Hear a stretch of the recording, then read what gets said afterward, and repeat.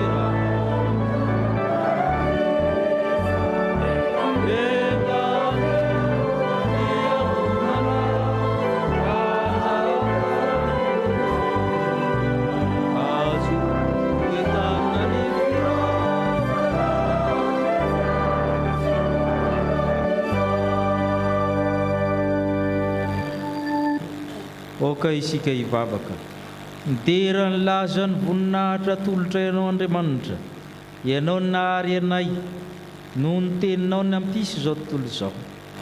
Nahary ny olombelona tahaka ny endrikao ianao ary nitiavinao. Nanao fanekena tamin'ny Israely ianao ho vavolombelona fa ianao Andriamanitra mitondra ny firenena. Ary alavo ny olombelona rehetra dia nirahanao ny zanakao mba hamonjy anay teo amin'ny hazo fijaliana. Dia nividy ny olona rehetra izao tontolo izao mihitsy tamin'ny rano, ka izay mino azy dia manana fiainana mandrakizay. Misaotra anao tompony amin'ny fanavotana vita ny zanakao, nahatonga anay ho zanak'Andriamanitra sady izamy tokoa izahay, natsanganao zanakao. Misaotra anao koa izay Andriamanitra, na dia efa omenao toerana an-danitra ary mbola omenao fahavelomana ety amin'ny tany. Rivotra, masoandro, izay tsy hainay foronina ny orana. Menao anay ny zavaboary rehetra anjakanay. Tantaninao izay mibibinao ka mbola nisy fofonaina ny vava oronay ka tonga eto izay. Ko ataonao ahoana ny tsy hideranao, tsy hankalazanao, tsy hanome voninahitra anao, satria ianao dia tompony aina sy ny fahavelomana. Maro no nikasa fa tsy nahatratra, ianao no nahatoy izao anay. Ko raisy ny fiderana sy ny fankalazana, ko amasiny izao fotoana izao, amasiny izay rehetra, amasiny liturjia ny sakramentanao ny teninao manamasina rahateo, mba ho anitra kastany io masinao ny fanimpompoana ataonay ho fanatitra velona masina sitrakao. Ireo namanay izay tsy mba afaka hamonjy izao fotoana izao, ianao Andriamanitra hijery azy ireo, ao ny marary, ao ny miasa, ao ny toe-javatra maro samihafa. Ireo izay manaraka amin'ny tambajotra serasera, amasinao ny tokantrano izay rehetra mandray izao fanimpom-pavahana izao. Ka faly sy ravo izay rehetra iombona amin'ny vavaka ny ampianarin'i Kristy izay manao hoe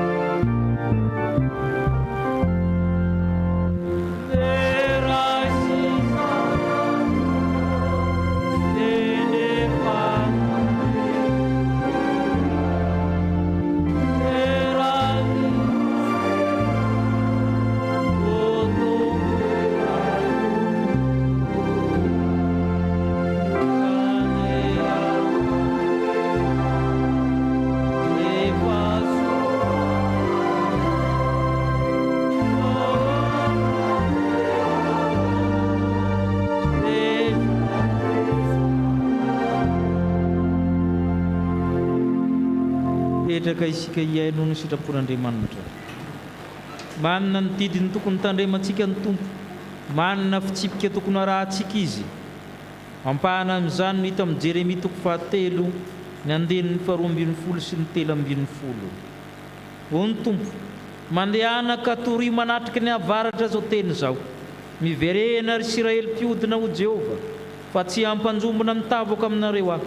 Fa mamindra fo aho Jehova, ka tsy hitahiry fahatezerana mandrakizay. Kanefa kosa ekeo ny elokao, fa tamin'ny Jehova Andriamanitra no hodinanao, ary nivezivezina ka amin'ny hafa ianao, teny amin'ny hazo maitso rehetra, fa tsy mba niain'ny feoko ianareo, o Jehova. Amen. Sambatra ny mahitsy lalana, zay mandeha araka lalàn'i Jehova. Sambatra zay mitanina ny teny vavolombelony, ka mitady azy amin'ny fony rehetra. Amen. Tsy natanteraka izany sitrapon'Andriamanitra izany isika, ndeha isika hifona anaraka izao vavaka izao. Tompo ô, tsy mitsahatra miantso anay ianao, na dia efa nanota ary zahay, na dia efa nivily lalana ary zahay, nandeha tamin'ny toerana rehetra, nivezivezy sasatra tamin'ny toerana maro samihafa, natakalinay zavatra hafa ianao, namidinay zavatra hafa ny Andriamanitray, ny firerehana ny zavatra ranofo, ny filany maso, ny zavatra tsy mahasoa no ny azakazahanay. Eny, tsy nanome fotoana ho anao zahay, tsy nananitra anao Andriamanitra zahay, mamela ny elokay, mamindra fo aminao. Tsy niay amin'ny teninao zahay, ary na miaino ara dia tsy mahatanteraka, ka tsy mpiaino mpankatoa, fa manadino ka mamitaka amin'ny tenanay. Mamindra fo aminao, mamela amin'ny elokay. Betsaka tsy mahatanteraka anay, na amin'ny teneninay, na ny nataonay, na ny eritreretinay, manomboka amin'ny tokantrano zany, teo amin'ny fiarahamonina, toeram-piasana, fianarana. Tsy hita taratra amin'ny maha-kristianina anay, ary zany no mahaloa ny fiangonana, loa ny firenena, satria ny mpangalatra, ny mpanodikodina, ny mpanao kolokolo, ny mpanao ankeriny, ao anatin'ny fiangonana koa izy rehefa alahady na sabotsy. Mamindra fo aminay, mamela amin'ny elokay, noho ny anaran'i Kristy irery ihany. Amen.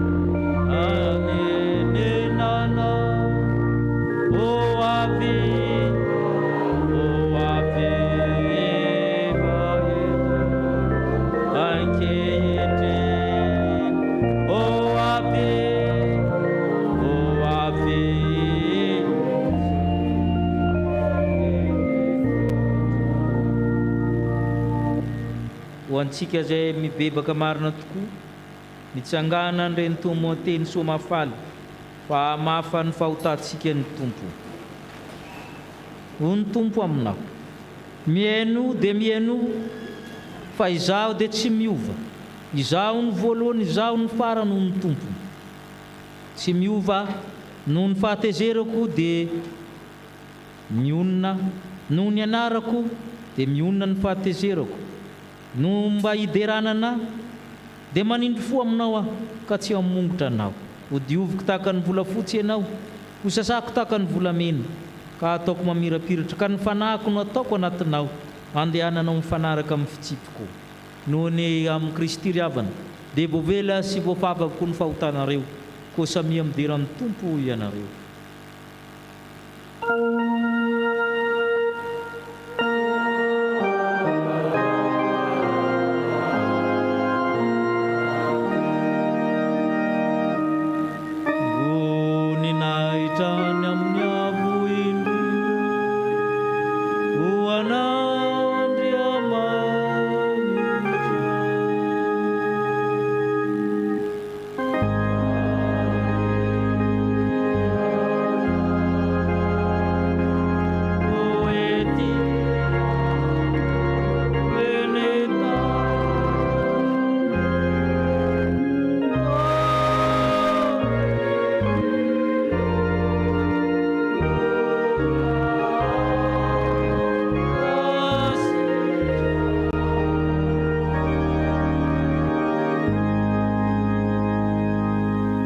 Petraka amin'ny fifaliana antsika hiomina amin'ny fianonan'ny ten'Andriamanitra amin'ny hira voalahatra izay isaorantsika ny amin'izany famelan-keloka izany.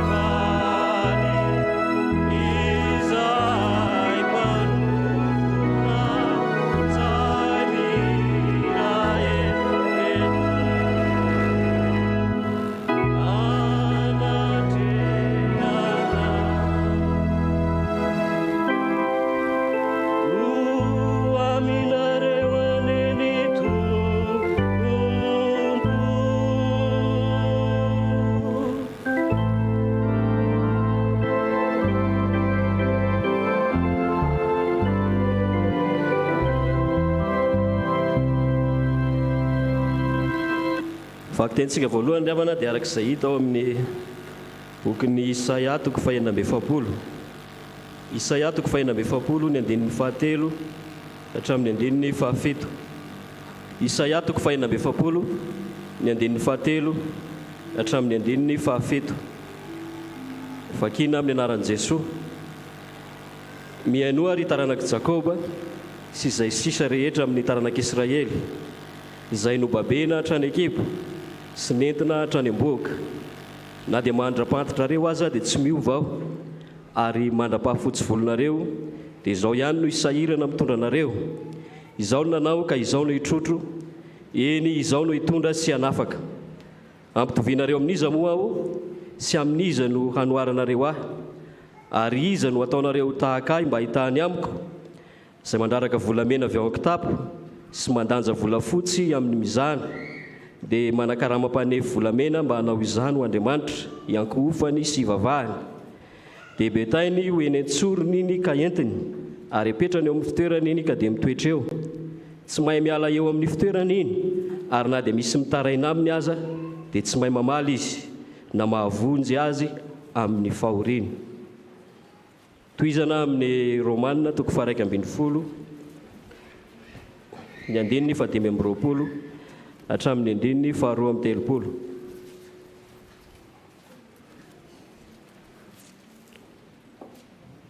Romanina toko faha 1:20, ny andininy fa 5:20 hatramin'ny andininy fa 2:30.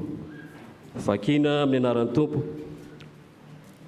Fa tsy tiako tsy ho fantatrareo izany zava-miafiny izany rahalahy, fandrao mihevitra ny tenanareo endry ianareo fa efa misy famafiam-po manjon'ny Israely sasany mandrapetitry ny hafenon'ny jentilisa, ary amin'izany dia hovonjena avokoa ny Israely rehetra araka ny voasoratra hoe hivoaka avy any Ziona ny mpanafaka ary ampiala ny ara-tsi-panahy amin'ny Jakoba izy.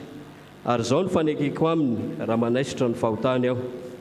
Raha ny amin'ny filazantsara dia fahavalo izy noho ny aminareo, fa raha ny amin'ny fifidianana kosa dia malala izy noho ny amin'ny razana.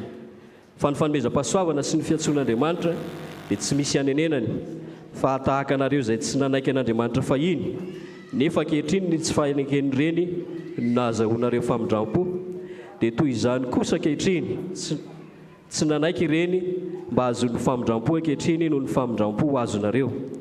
Fa Andriamanitra nanidy azy rehetra amin'ny tsy fanekena mba hamindrano fo amin'izy rehetra. Fararantsika ny vivakin'ny teny soratra masina arak'izay hita ao amin'ny filazantsara araka ny Jaona toko faha 8, ny andininy fa 2:50 hatramin'ny andininy fa 7:50. Jaona toko faha 8, ny andininy fa 2:50 hatramin'ny andininy fa 7:50. Dia hitsangana isika rehetra ry havana. Amin'ny anaran'ny Tompo. Dia hoy ny Jiosy taminy, fantatray ankehitriny fa manana demonia ianao. Efa maty Abrahama sy ny mpaminany, nefa hoy ianao raha misy olona mitandrina ny teniko dia tsy mba hanandrana fahafatezana izy mandrakizay. Moa ianao va lehibe noho i Abrahama rainay izay efa maty, sady efa maty koa ny mpaminany